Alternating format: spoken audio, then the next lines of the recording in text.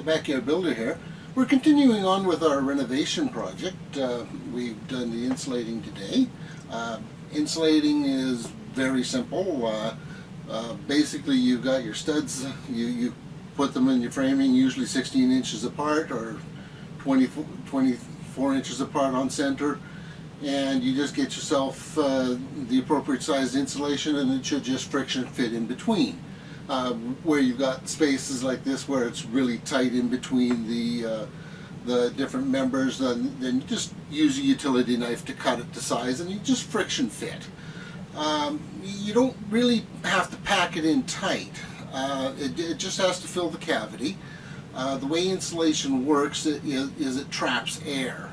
If the air can't move, then it doesn't transfer heat or cold, and that prevents the heat from escaping. Now I'm using a 2x4 wall here, so that gives me an R12 value for my insulation. And now what I'm doing right now is I'm putting on the vapor barrier. Now I've had my electrical done, and I've had my heat ducts installed. That was done by another contractor. I don't do that sort of stuff, so well, I do, but not in my house. So anyways, that's all been done, and it's had some inspection, so now we're free to cover it up and put our walls on. And now when you do your electrical, it's important to remember that anything that's on an outside wall, you've got to have one of these little plastic covers around the back of your box, so that when it comes time to do the vapor barrier, you can have a continuous seal all the way around the room. And now the way you hang this stuff, it can be a bit of a trick to hang it by yourself. Now when it comes on the roll, they don't quite have it folded exactly in half.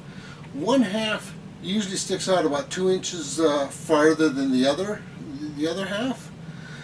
So what you do, when you unroll it in such a way that you can put this up against the wall, like so, with the lower half touching the floor. And what you simply do, as you go around the room, you simply hold it up and make sure that this the lower part is touching the floor, and just simply staple it. And then you go through after that, and you put your acoustic sealant on. You put that around the perimeter of the room, anywhere where air can leak, and then you staple it down. It's just simply, you just go under it and staple halfway down to the floor, and staple all along the floor and up into the corners and whatnot.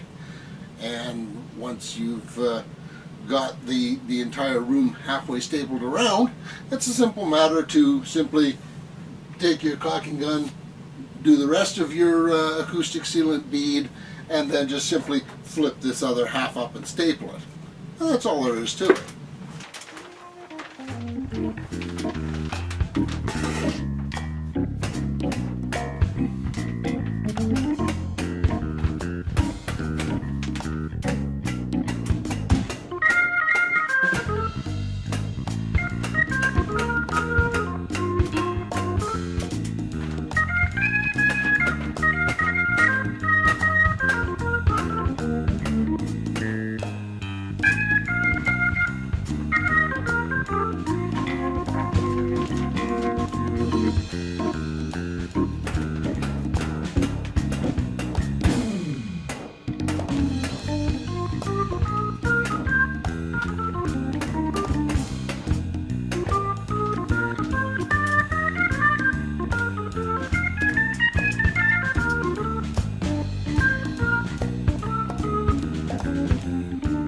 Once you've got the the vapor barrier all tacked up. Now you can just take a utility knife, cut around the plastic barriers that you put around your electrical installations, and then just use tuck tape to seal it up nicely. Okay, the final thing I did was I took a can of industrial spray foam, the big industrial size cans, and they come with reusable tips and whatnot, so you can restart them. They're not like the small little cans that you buy for $10.